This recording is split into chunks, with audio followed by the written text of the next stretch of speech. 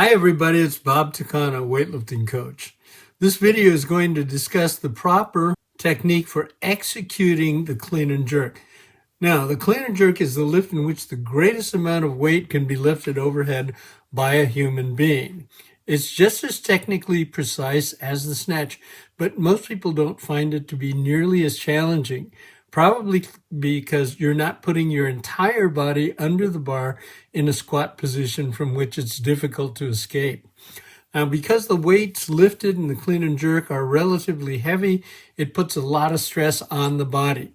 You have to be strong enough to withstand the bar coming down on your shoulders while you're in the deep squat. So if you're not strong enough, repeated efforts in the clean and jerk can cause distress in your body and affect your ability to train regularly on this exercise.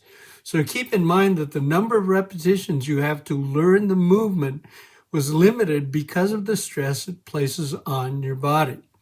Now, for some reason that I haven't been able to pinpoint, lifters these days are experiencing difficulty in mastering the jerk.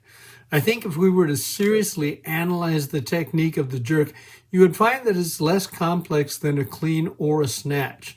So I don't really understand the difficulty that people are having to learn the clean and jerk. What I'm going to do in this video is describe the correct technique, and in the videos that follow in this series, I'll also explore many of the exercises that are going to help you improve your snatch and your clean and your jerk. So I hope you enjoyed this video, and I hope it can help you to learn a lot more about the clean and jerk. So good luck with your training and your coaching.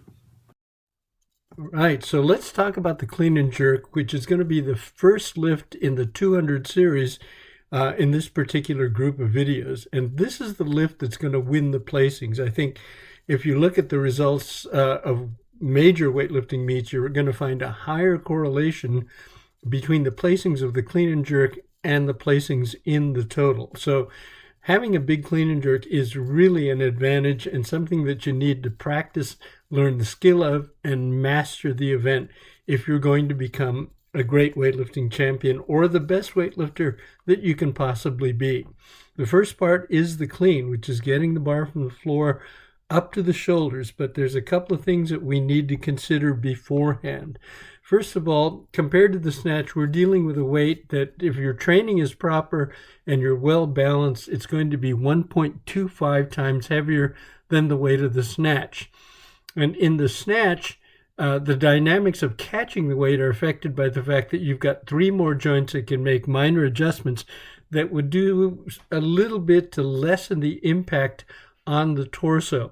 But on the clean, you don't have those. So I think you can see in this photo of Reza Zadeh, the former super heavyweight world record holder in the clean and jerk, and that's something like 267 kilos, I believe. The full weight or force of that particular barbell is coming down on his torso. So if you recognize the fact that you have no muscle between, that you have no bones between the rib cage and the pelvis, all you've got to support the weight is muscle, and your ability to tighten all of that torso musculature is going to enable you to withstand that force coming down and then reversing the direction of it, which is something that we don't talk about nearly as much. All right, so let's take a look at a good clean and jerk. This is one of my former lifters, Michael Nassif, and this was his PR that he performed. This is 140 kilos. All right, so let's take a look at this particular clean. Very good clean. And up, and he caught the bounce in the bottom, which is very good. All right, so let's take a look at it. Let's break it down. This is the starting position. The shoulders are ahead of the bar. The bar is going to be above the base of the big toe, and the bar is going to be touching the shins as he begins the liftoff, in which the shoulders, the hips, and the bar, those 3 points are going to be going up at the same speed. And we go to liftoff, and the bar has now cleared the floor. You can tell by the shadow there that it's off the floor. And if we look back to this one, we see very little change in the back angle. and then we get the bar to the knees. So that's the first pull from the bar, from the floor to the knees is the first pull. And he's keeping that bar from swinging out by tensing the lats.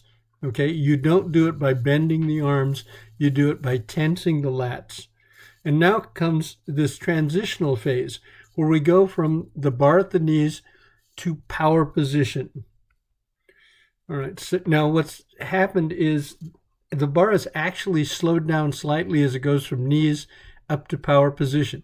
This is the position from which a human being can generate the greatest amount of power, not strength, but power.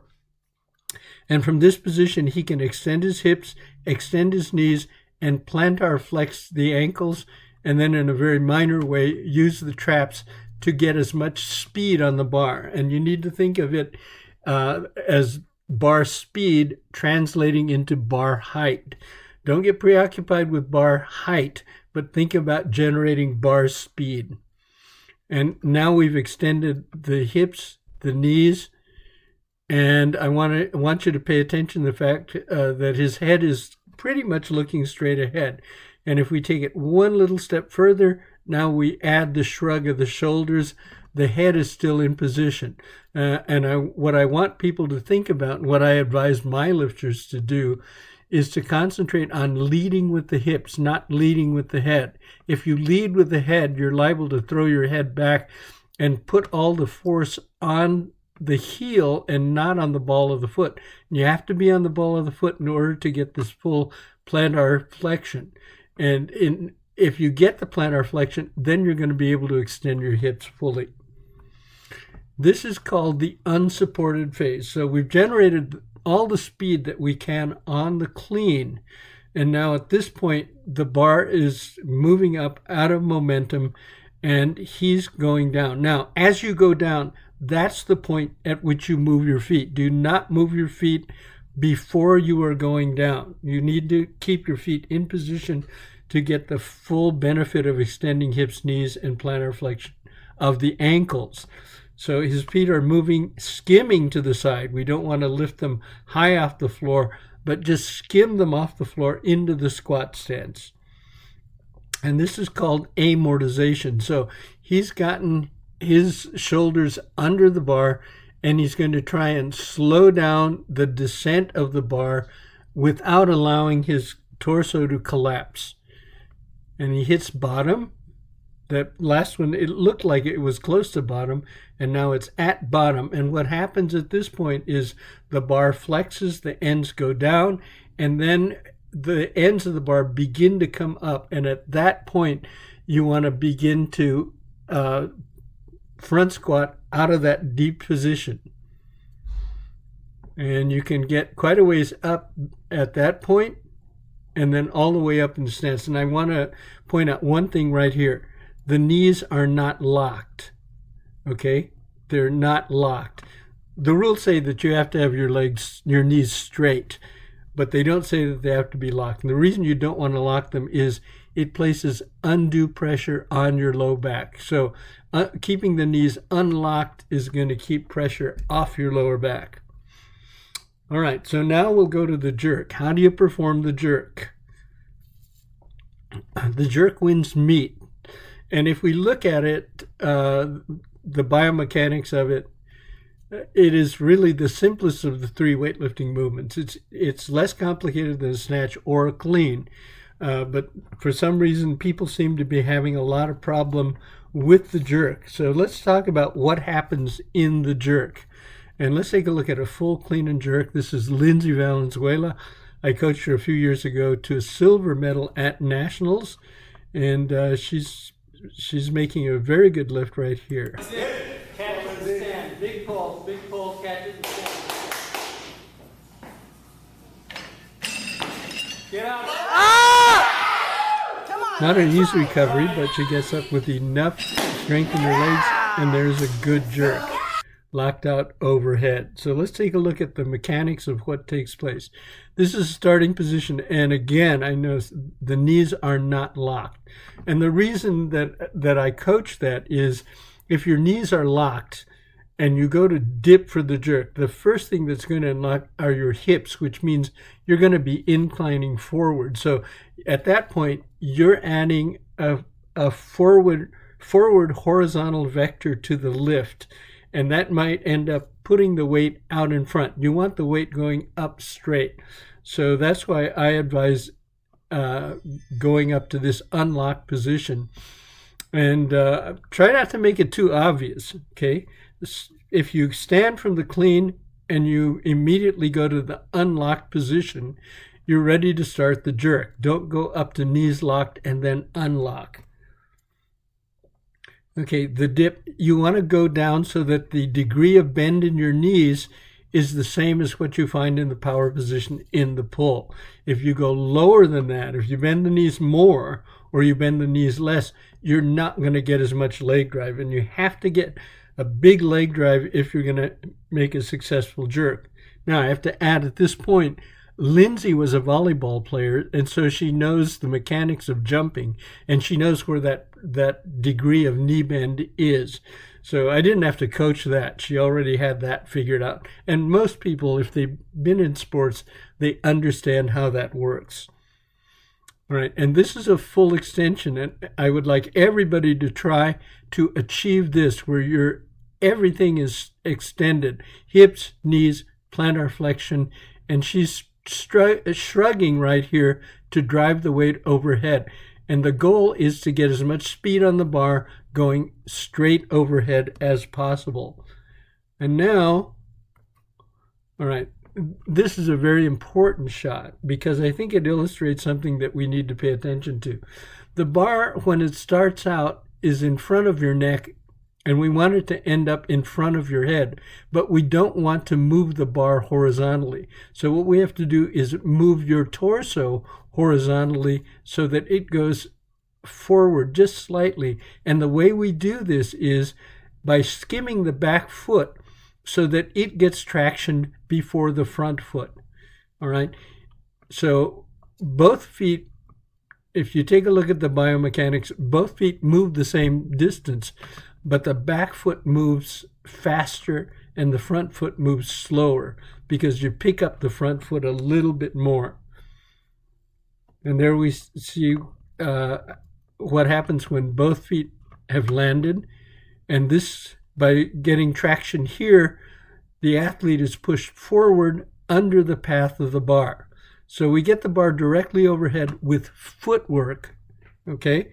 Not by trying to position ourselves or trying to move the bar in a horizontal pathway. And then on the recovery, we recover the front foot first. The front foot goes back to the midline halfway, and then the back foot goes forward halfway. And if we do that, the barbell doesn't move horizontally at all. It only moves vertically, which is what we want.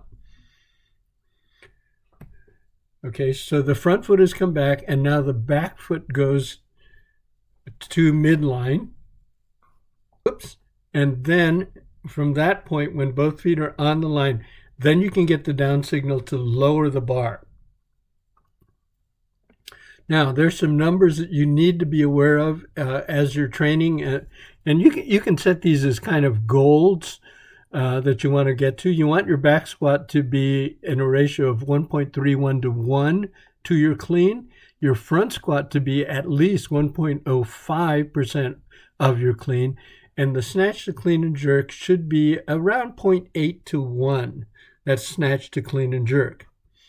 All right, and the reps per set range, clean and jerk, we usually want to do 1 to 4 of either the clean or the jerk. I wouldn't advise doing 4 plus 4 in one set. That's a little bit too much, and we're getting into a different pathway at that point. And the reps are going to dictate whether or not they're being performed to improve technique, to improve strength. So we're keeping the reps low if we're working on technique. If we want to improve strength, we're going to get the reps a little bit higher. And also to impact the endocrine system, which is going to improve strength, we want to get the reps a little bit higher. So ideally, you want to train the clean and jerk together. Some people like to do cleans in one set and then jerks in another set. But when you get into the competition, you're going to have to do a clean followed by a jerk. You don't get to rest in between. So you want to train for that. So the cleans actually pre-fatigue the jerk, so you don't need to do as many repetitions in the jerk as you do in the clean, provided that your technique is equivalent in both. And there is a technique to cleaning and then positioning the bar optimally for the jerk. That's a skill that needs to be practiced, and that's why you need to do clean and jerks together in one set. And there is conditioning that takes place when cleaning and jerking are combined. So I would advise, unless you really are weak in one or the other, that you need to do both of them together. And here are some rep and set schemes. You can go back to this. These are ones that I would employ, the first three for beginners. These here I would employ during preparation, and then these I would employ here more for pre-competition, and this is extreme for pre-competition. And then these are again, these are more beginner rep and set schemes. Okay. And when to discontinue clean and jerks? When you retire from competitive lifting. And if you talk to people that have had a really serious competitive career for about 15 years, they don't want to do clean and jerks anymore because it just beats up your body too much. And you don't want to do them during transitional weeks between macro cycles. So I want to wish you good luck with your lifting and your coaching, and hope you become a great clean and jerker and a great weightlifter as well.